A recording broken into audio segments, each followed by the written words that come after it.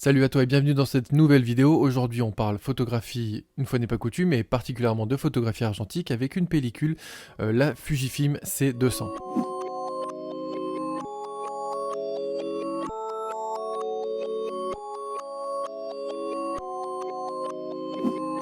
Alors la C200 c'est une pellicule de la marque Fujifilm avec un ISO nominatif de 200 ASA qui est donc une pellicule basse sensibilité, grand public, qui est une pellicule qui coûte pas très cher parce qu'elle est aux alentours des 5 euros, 5-6 euros suivant les magasins, qui était très facile à trouver, qui est de plus en plus à trouver parce que forcément la mode de l'argentique fait que c'est de plus en plus les petites pellicules, en tout cas les pellicules grand public qui sont prises d'assaut, c'est normal, elles sont un peu moins chères, un peu plus faciles à maîtriser, quoique je trouve que la C200 est un peu particulière. En termes de colorimétrie, pour prendre un exemple assez concret, parce que c'est très souvent une pellicule qui est comparée à la Fujifilm Superia, qui est un petit peu la référence chez Fuji, la C200 elle aura des couleurs un petit peu moins vives, un peu plus vert-bleu en termes de teinte de couleur. C'est une pellicule qui est tout à fait agréable à utiliser en lumière naturelle, j'ai trouvé qu'au flash beaucoup moins, on en reviendra un tout petit peu après. Le grain est assez présent pour une 200 ASA, c'est dû au fait que c'est une pellicule grand public. Comme je te le disais, la dominance de couleur c'est vert-bleu, et je trouve que quand cette pellicule est exposée avec des conditions de lumière plutôt difficiles, par exemple en plein soleil ou avec un flash,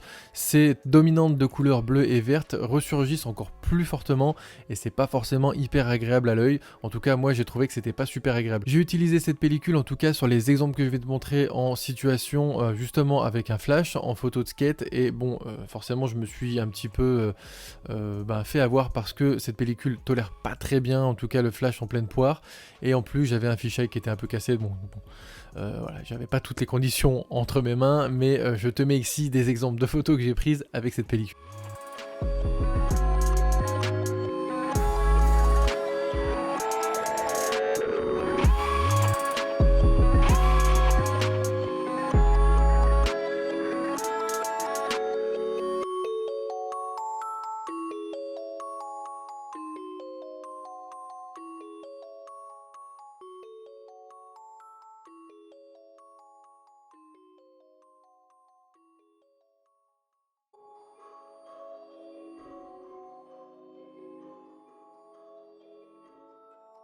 Même si je te la déconseille pour des photographies de skate, c'est une pellicule qui reste très agréable pour la photographie de la vie de tous les jours, même en street photographie, quand les conditions de lumière sont pas hyper drastiques et que du coup tu pourras faire de la street photo par exemple dans un jour un peu moody comme disent les Américains, un peu nuageux, ça en fera une pellicule assez excellente. Cette pellicule reste quand même une des meilleures options en termes de rapport qualité-prix pour débuter par exemple. Certains la comparent directement à la Color Plus de chez Kodak ou bien à la Gold de chez Kodak là aussi, mais comme d'habitude, de toute façon l'argentique c'est une question de goût. Si tu préfères les tons un peu bleu, vert, elle te correspondra parfaitement. Si par contre tu préfères les tons un peu plus jaune, un peu plus gold, un peu plus gold, bah oui, la Kodak Gold. Si tu préfères par contre les teintes un peu plus dorées, un peu plus rougeâtres, je te conseillerais de partir plutôt sur la Color Plus ou la Gold.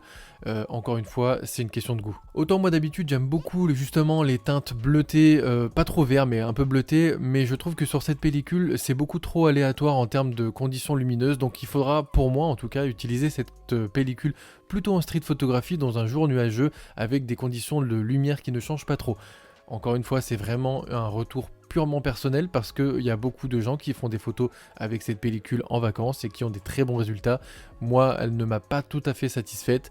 En tout cas, pour les conditions de lumière que j'ai utilisées et pour les situations dans lesquelles j'ai utilisé, c'était pas vraiment le meilleur moment en tout cas pour utiliser cette pellicule. Mon avis changera peut-être plus tard. En tout cas, voici mon retour sur cette pellicule. Merci à toi d'avoir suivi cette vidéo, j'espère qu'elle t'aura plu. N'hésite pas à faire ton retour sur cette pellicule si toi elle t'a satisfaite ou pas. Et puis on se dit à très bientôt pour une prochaine vidéo. D'ici là, sur faire des photos. Et puis bah salut.